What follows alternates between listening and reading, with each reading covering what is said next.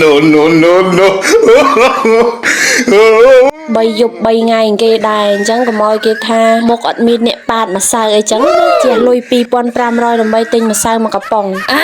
មកកំប៉ុងនឹងអត់ដល់ប៉ាតអ្នកណាទេគេថាដេញប៉ាតក្មួយតែម្ដងអូកូនណាយកន្លែងស្លាស់អត់រត់ទេរត់គេពីប៉ាតម្សៅគេទៅពួននៅគៀនជាងគេថាអ៊ំវានឹងរត់ឃើញមែនក្មួយឯងចង់រត់គេពីអ៊ំតាណា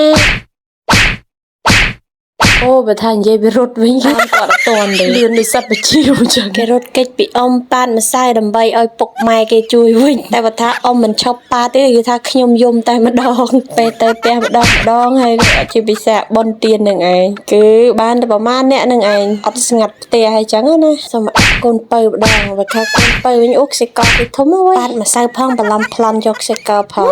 អ្នកណាប្រាប់ថាខ្ញុំមិនសុបាយទេខ្ញុំសុបាយជុំបងប្អូនក្មួយខ្ញុំណាអត់ប្រវាទៅចេញក្រៅទេអ្នកណាមិនប៉ាតគឺយើងប៉ាតដោយខ្លួនឯង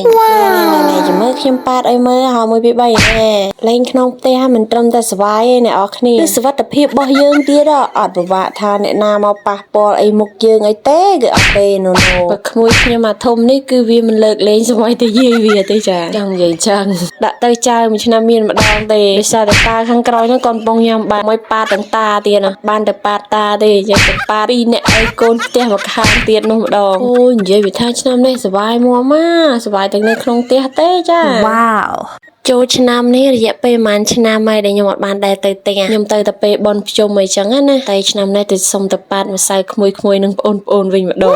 3 យប់ 3 ថ្ងៃគឺថាខ្ញុំអត់ហ៊ានចេញក្រៅសំបីតែបន្តិចមិនមែនខ្ញុំខ្លាចខ្មៅទេសូមចាំផ្លែតប៉ាតខ្លួនឯងមួយសិនអូយមានការកៀងជាខ្លាំងអត់មានអ្នកប៉ាតចឹងយើងត្រូវទៅប៉ាតខ្លួនឯងចឹងណាដើម្បីទុកអួតគេប៉ុន្តែវីដេអូមានភស្តុតាងទេអរគ្នា1 2 3ផាក់